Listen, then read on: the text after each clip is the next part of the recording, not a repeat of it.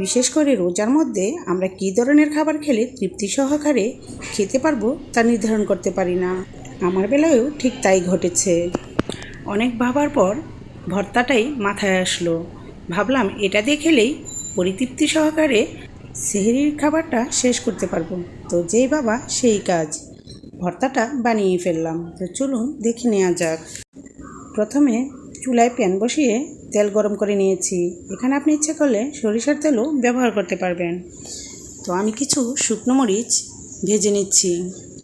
শুকনো মরিচ ভাজা হলে এই তেলের মধ্যে আমি পেঁয়াজ কুচিগুলোকে ভেজে নিচ্ছি। পেঁয়াজ কুচিটা না ভেজেও দিতে পারবেন, কিন্তু যেহেতু সেহরিতে খাবো তাই ভেজে দিলেই ভালো হয়, নষ্ট হবে না। কাঁচা পেঁয়াজটা কিন্তু দ্রুত নষ্ট হয়ে যায়। বেগুন এবং টমেটোগুলোকে হলুদ মরিচ দিয়ে লবণ দিয়ে মাখিয়ে নিয়েছি। এখন আরেকটু তেল দিয়ে বেগুনগুলোকে ভেজে নিচ্ছি। বেগুনগুলো এক পাশ ভাজা হওয়ার পর টমেটোগুলো দিয়ে এভাবে একই রকমভাবে ভেজে নিব।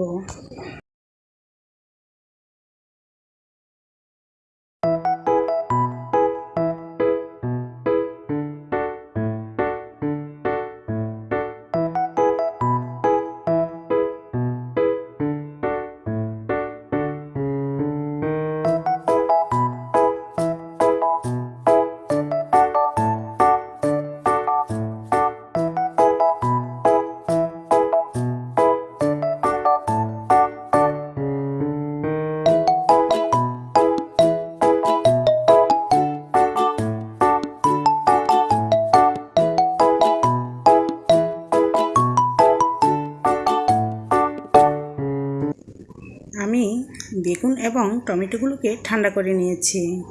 এখন শুকনো মরিচগুলো একটু লবণ দিয়ে মেখে নিচ্ছি।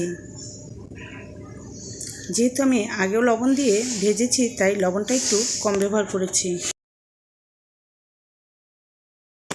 মরিচটা যখন মাখা হয়ে গিয়েছে আমি এখানে দিয়ে দিচ্ছি পেঁয়াজগুলো দিয়েও কিন্তু এভাবে ভালো করে একটু মথে নিতে হবে।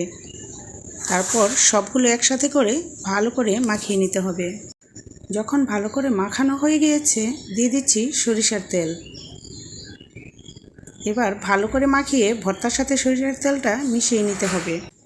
সো ভিউয়ার্স, হয়ে গেল আমার টমেটো বেগুন ভর্তা। অসাধারণ স্বাদের এই ভর্তাটি আপনি কিন্তু খুব সহজে বাসায় বানিয়ে নিয়ে রুচিসম্মত খাবার হিসেবে সেহরিতে রাখতে পারেন। সো ভিউয়ার্স, ভিডিওটি ভালো লাগলে লাইক কমেন্ট শেয়ার করবেন।